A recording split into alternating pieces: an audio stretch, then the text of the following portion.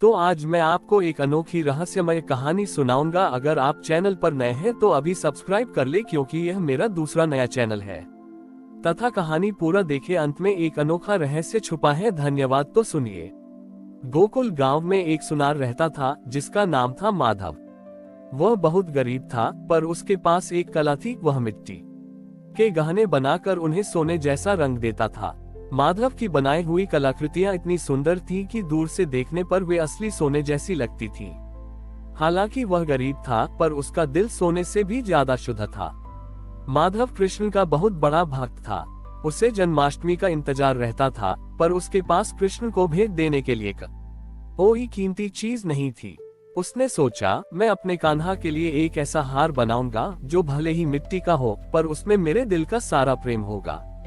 माधव ने कई दिनों तक मेहनत करके मिट्टी से एक सुंदर हार बनाया।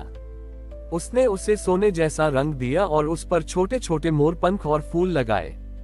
वह हार इतना खूबसूरत था कि जो बड़ी ही उसे देखता वह मोहित हो जाता।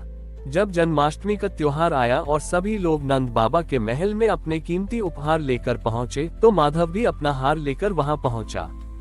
उसके पास केवल एक साधारण सी टोकरी थी जिसमें वह हार रखा था। महल में अमीर व्यापारियों और धनी लोगों के सोने चांदी के गहनों का ढेर लगा हुआ था। माधव को देखकर कुछ लोगों ने उसका मजाक उड़ाया, देखो ये मिट्टी का हार लेकर आया है, क्या कृष्ण इसे स्वीकार करेंगे? माधव का मन दुखी हुआ, पर उसकी भक्ति पर कोई असर नहीं पड़ा। उसने अपनी आंखें बंद की और मन ही मन कृष्ण से प्रार्थना की, हे कान्हा, मेरे पास तुम्हें देने के लिए कुछ नहीं है सिवाय मेरे सच्चे प्रेम के। तभी एक चमत्कार हुआ। जब कृष्ण का जन्म हुआ और नंद बाबा ने उन्हें पालने में लिटाया, तो कृष्ण ने किसी भी सोने चांदी के गहने को नहीं छुआ। उन्होंने अपनी छोटी सी मुट्ठी खोली और एक दिव्य प्रकाश निकला, जिसने माधव के छोटी ईटी के हार को एक असली सोने के हार में बदल दिया। वह हार दिव्य रोशनी से जगमगा उठा और कृष्ण ने उसे अपने गले में पहन लिया। ये देखकर सभी लोग हैरान रह गए। उन्हें एहसास हुआ कि माधव का प्रेम ही असली सोना था।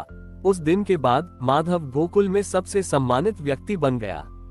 उसकी कहानी ने ये साबित कर दिया कि ईश्वर को खुश करने के लिए धन दौलत नहीं, बल्कि एक सच्चा और शुद्ध हृदय चाहिए। जब माधव का मिट्टी का हार एक असली सोने के हार में बदल गया, तो नंद बाबा और यशोदा मैया भी ये देखकर भावुक हो गए। उन्होंने सभी लोगों से कहा, आज माधव ने अपनी भक्ति से हमें ये दिखाया है कि भगवान को कीमती तोहफे नहीं, बल्कि सच्चे प्रेम और विश्वास से प्रसन्न किया जा सकता है।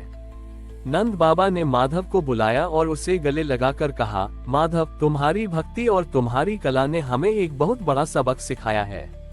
तुमने अपनी गरीबी को कभी अपनी भक्ति के आड़े नहीं आने दिया। ये सुनते ही माधव की आंखों में खुशी के आंसू आ गए। उसे कभी उम्मीद नहीं थी कि उसे इतना सम्मान मिलेगा। नंद बाबा ने उसी समय घोषणा कर दी कि आज के बाद गोकुल के सबसे बेहतरीन गहने माधव ही बनाएगा और उसके गहनों में हमेशा कृष्ण का आशीर्वाद होगा।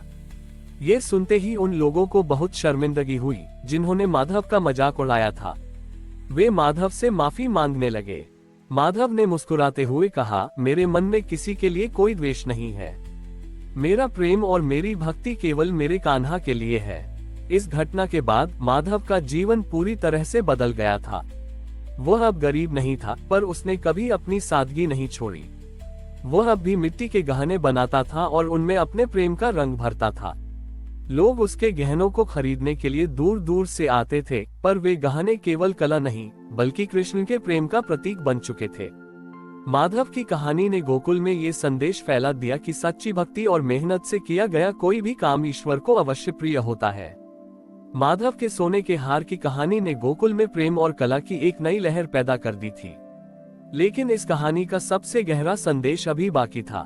एक दिन जब माधव अपने काम में लगा था, तो कुछ बच्चे उसके पास आए। उन्होंने माधव से कहा, माधव चाचा, हमें भी अपने जैसा सुनहरा हृदय चाहिए। माधव मुस्कुराया। उसने बच्चों को सिखाया कि हृदय सुनहरा कैसे बनाया जाता है। उसने उन्हें मिट्टी दी और कहा, इस मिट्टी को अपने प्रेम से आकार दो। इसे ऐसे बनाओ जैसे तुम इसे अपने सबसे प्यारे दोस्त को दे रहे हो। माधव ने सभी बच्चों से एक वादा लिया। उसने कहा, आज से हम सब मिलकर एक संकल्प लेते हैं। हम अपनी कला और अपनी मेहनत में केवल धन का लालच नहीं, बल्कि प्रेम और सेवा का भाव भरेंगे। हम सब एक दूसरे की मदद करेंगे और यह मानेंगे कि हमारा हर काम कृष्ण को ही समर्पित है। पूरा गांव इस बात से बहुत प्रभावित हुआ। सभी ने एक साथ मिलकर यह संकल्प लिया। गांव में एक नई परंपरा शुरू हो गई थी। अब अगर कोई किसान अपने खेत में काम करता तो वह सोचता था कि वह कृष्ण के लिए अन्न उगा रहा है। अगर कोई ग्वाला अपनी गाय का दूध निकालता तो वह सोचता था कि वह कृष्ण के लिए माखन बना रहा है। माधव ने अपनी कला को गांव के हर बच्चे तक पहुंचाया। उसने उन्हें सिखाया कि अपनी कला में प्रेम और भक्ति कैसे भरी जाती है। माधव की कहानी ने ये साबित कर दिया कि कला केवल मनोरंजन का साधन नहीं, बल्कि प्रेम और भक्ति का माध्यम भी हो सकती है। उसकी बनाई हुई कलाकृतियां अब गोकुल की पहचान बन गई थीं। हर कोई जो गोकुल आता, वह माधव की बनाई हुई चीजों को जरूर खरीदता था। पर वह केवल एक कलाकृति नहीं, बल्कि प्रेम, भक्ति और निस्वार्थता का प्रतीक थी। माधव ने अपना जीवन कृष्ण को समर्पित कर दिया और इस तरह अपनी कला के माध्यम से भक्ति का एक नया मार्ग दिखाया। हमारी और भी आध्यात्मिक एवं अनोखी कहानियां देखने के लिए हमारे चैनल पर जाएं तथा धार्मिक एवं पौराणिक अनोखी कहानियां हमारे चैनल पर है। कृपया जाके देखें तथा हमारे चैनल को सब्सक्राइब करके रखें और वीडियो लाइक जरूर करें। धन्यवाद।